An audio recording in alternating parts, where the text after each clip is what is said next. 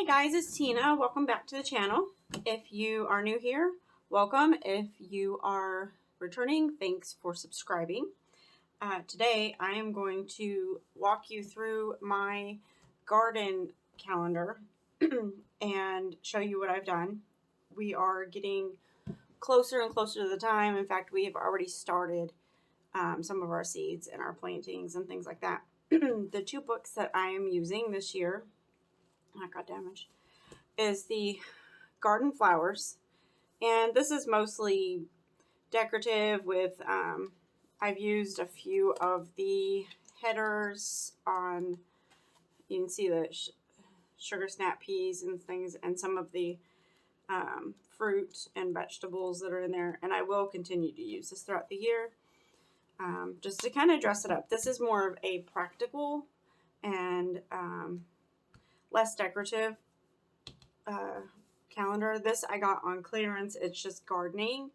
I think this might have been last year's or the year before. I'm not 100% certain. But it's more of your standard decorative washi, and then it's got some of the like the calendar things and that in there. I love these sheets along with the weather sheets. You'll see why I'm using those. And then I plan on using some of these in there weekly and monthly and that. So let's dive in. This was a 18-month calendar. Yeah, they don't have, I don't know. I honestly do not remember what it was. If I can find it, I will link it, but I think that it may have been clearanced out, so I don't know if it's still available from Happy Planner. But it was an 18-month dated, and I normally go with undated because it's just easier for me to use what I need when I need it. But this one I went with the dated because it was going to be easier than dating multiple calendars and multiple spreads. It just made it more functional. So this is the opening page, and I haven't written anything on there. I haven't figured out. I did our average frost days, our first and our last. And then we have about 183 growing days in my area for my zone. So the first thing with gardening is you need to find out what zone you're in. And that will give you an idea of about how many days you have for growing certain items, because some things do not like very much cold. Like I can tell you, if you grow sweet potatoes, they are very intolerant of the cold times and climates. But things like lettuces and I believe maybe cabbages and like spinach and like the leafy things are a little bit more tolerant. So they may factor into that. Let's see. Okay, I haven't figured out what I'm doing with this yet. I really don't. I'm not sure that this will get utilized in here outside of this. So maybe I did. I started this.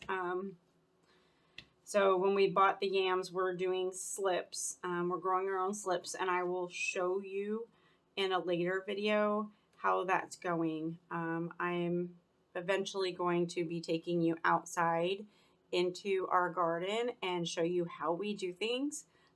That is a passion of mine.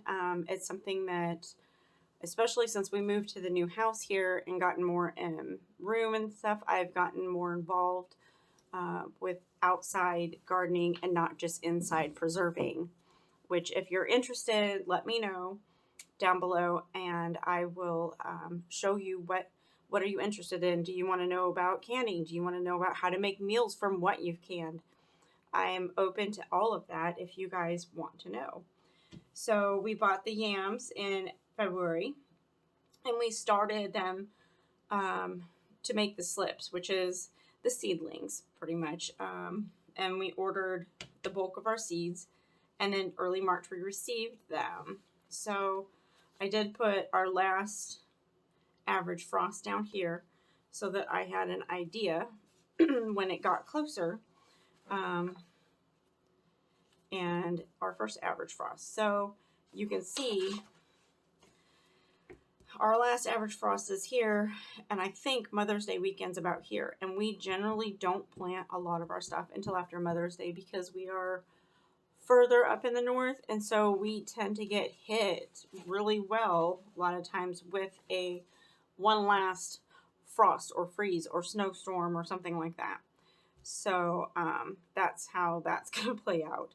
I love how things are growing on this new property. We have much better soil, much richer soil, and I think that is due widely to the fact that we are surrounded by working fields and things that, like before, we had fields, but they weren't worked fields, so the nutrients weren't in there. This is my to-do list, and I just took a notebook piece of paper, and again, I don't know where this paper, it came out of a package. I can't tell you which one. It just looked pretty and I grabbed it. So you can see I'm trying to go through and make these things as I can, log things down, and things that I want to get and print out, kind of a thing, and what needs to be done before we can plant. Like seasonal tasks, I need to detail that out a little bit more because there's a bit that goes into that, obviously. But I did this, I started this with the ones that we had ordered. So we did like a bulk order, and a lot of them come from seeds and such. And so we can keep track from year to year what we order, and make sure, I check it off. Like we got our packet and I checked everything off, made sure we got everything. And when we ordered, so that helps us. And I tried to put the specific type of, say, cilantro, the Santo cilantro, the Newton basil. That way, I had, if we forget what type, then we have it here, and it goes all the way to the back.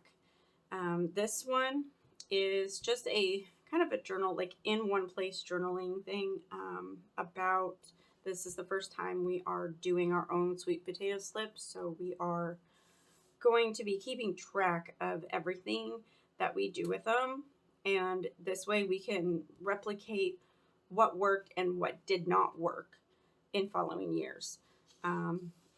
So hopefully we will have our own sweet potato slips because they are expensive. We looked, and I think it was for 12 slips, it was like $24, and that's expensive. And then you had to pay shipping on top of that. So this way we figured we'd give this a try, and we wouldn't have to pay for everything. This is the actual seeds planted. I have a few to add to this because we did get some things started this last weekend, and we had some seeds left over from last year. We used the seeds that we had left over from the previous years because the further out you go, the less effective the germination rate is with them. And you can see I did not keep it in line, but it's just a general list, and I have room on the back for more. And this may look like a lot. We have a large garden plot, and we use a lot of our own vegetables and fruit. So you can see, and this is just to give you an idea, so from right here to down here, these are all different types of tomatoes.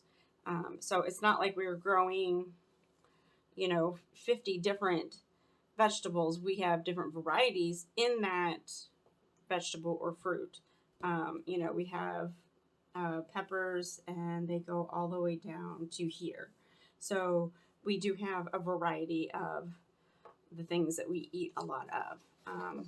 This is my notes as far as each type of vegetable or fruit that we grow, and I wanted to try to put down like what they need, how deep and far apart they need to be, any special things that we need to do with the seeds or with the planting.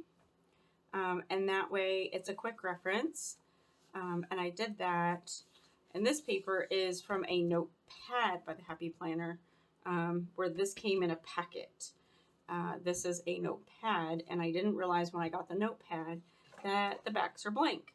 So I might end up using the backs for like notes later on to jot down for the things that it's facing. But you can see I just took and see these are some of the Happy Planner stickers out of there, and I just kind of use those to offset what I was doing. And then like okra and cabbage kind of have the same thing as far as care, and then there's a few other things in the back. We are doing spinach this year.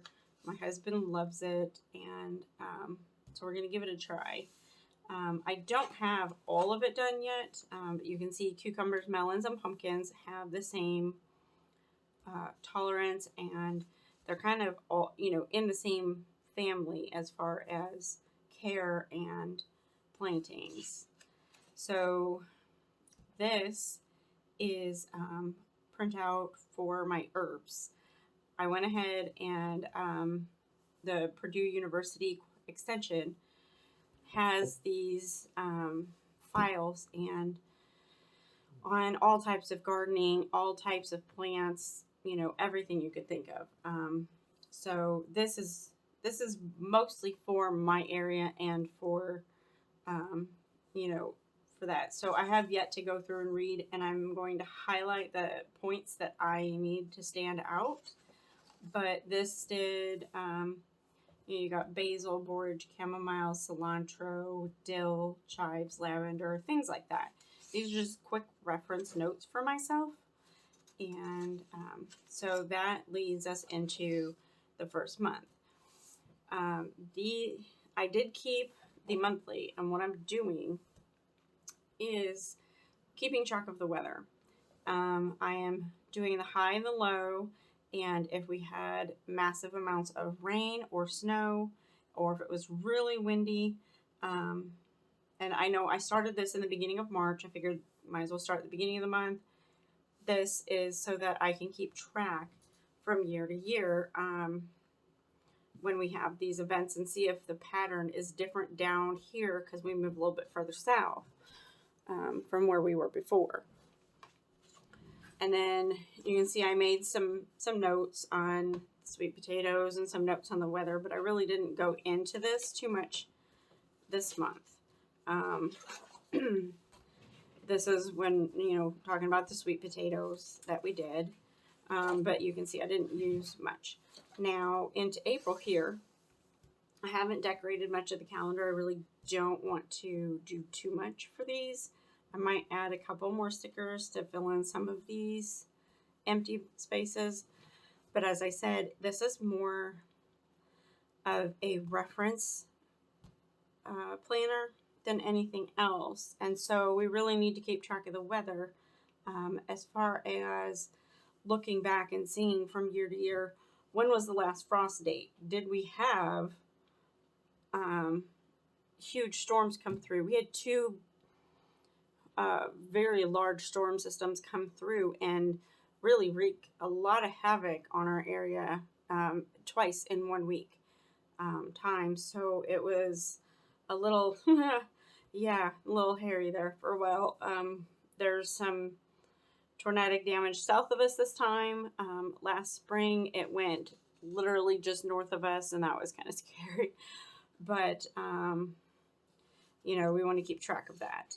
And so like this, at the beginning of the month, my husband tilled the garden space, and we had to drop a raised garden bed, and we dropped it down to the ground and extended our strawberry bed. Just keeping track of what we do on a weekly basis so that we can look back and figure out. Like we bought 40 red potatoes. We bought those locally. We didn't order them. And we made 80 seeds out of those. So when we look back, we can go, okay, we bought 40 potatoes, made 80 seeds. and now we have this many pounds of potatoes. And when I can them, or when I freeze them, or whatever we do, we can go, okay, this is how many meals this makes, and decide for the next year whether we need more or less, or we're right on point. So that's really going to be helpful. So far we've planted potatoes and peas, and those went direct into the ground. They're very tolerant at this point in our weather. And then we have a hotbed, and I will go into that in a different video to explain it. But we started the tomatoes, peppers, onions, and cabbage seeds. So we have a decent amount started, and we didn't do anything else on Easter Sunday and that. Yeah, it just, and as you see, I haven't done anything for the next couple of weeks. It might just be a bunch of journaling and notes. We'll see how this goes. I do have, I have note paper, and I probably should put my bookmarks in there, but I have note paper here in the back, just blank, so I can grab it and go. And then I have a folder that I can keep the weather sheets, and this one of these came out of one of these books, and there's another one in there, and I might have to go through and either print my own or find a book that has more sheets like this, because I really like these. When we had because these, I don't know which one it's in, it might be in this one. Show you what's on here, because not all of the, okay, there we go. So this is a full sheet that I haven't used yet. So you've got the sunny days, the partially sunny, the rainy, and then the stormy. But there's nothing on here, and they don't have a sheet for just a cloudy day. So what I've done is, we don't have, when we have stormy days, we have stormy days, but we don't have too many, not in a row and not this many. So I figured I could just, excuse me, we've got something in my eye, but I literally, you can see, I just cut off the bottom there and stuck it on the calendar so that I could say it was cloudy that day and not necessarily stormy. So if you know where to get more of these sheets, if there is even like a Hobby Lobby sheet, or if another maker, or if you want to drop an Etsy link down below, I would appreciate it. I don't want to invent the wheel. I don't have time this year, but that will help out greatly, because I do not have, you know, like 8-9 months worth of weather for these sheets.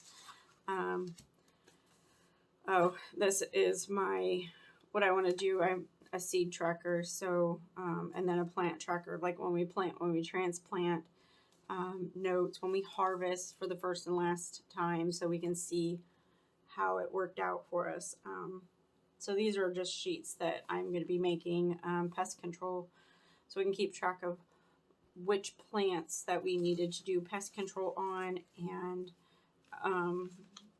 how it worked out, and then that's just the packing slip for our seeds. But this is my gardening calendar for this year, and I like it because I will be able to add to it and go back and look at it from year to year.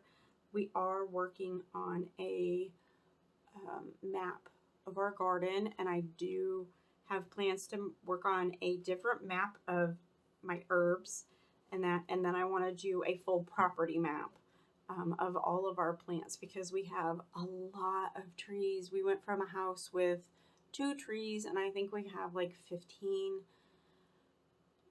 about 15 or so now, and then we have all of the smaller plants and things like that. So I want to keep track of these, so we can, you know, like we can mark down when we have to, like we have one that we have to take down a whole limb because it's about ready to fall. But that we can keep that in here, and we know which tree it will be referencing, say 5 years from now when we're trying to remember. And then that way, if there's issues with the tree later on, we can go, oh, maybe it was because this was done, or oh, this happened, and that. So, um, it's just something that we can reference. But that is it for my garden planner for 2023. So if you have questions, if there's certain types of garden planting, harvesting, care videos that you want to see, or canning, or how to use your canned goods, or I do have it in my plans to do quick, easy, affordable meals, whether you can your own food or you get it from the store. We want to all try to keep our cost of food down, and we all want good, healthy, satisfying meals. And so I'm striving to get some videos done with that.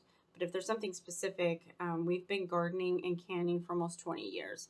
So if you have questions, pretty sure I can answer it. I'm also going through a master gardener class right now, and it has been very educational, very informative, and I'm having a lot of fun with the people that I'm going through with on a local level. So that's going to be really interesting and really fun, and I'll have some volunteer opportunities coming up in the future once I get past this class. So I might have a little bit of knowledge to share if you are interested. But if not, that's fine too. And I thank you for watching. Don't forget to like and subscribe, and we'll see you on the next video. Thanks for watching. Bye.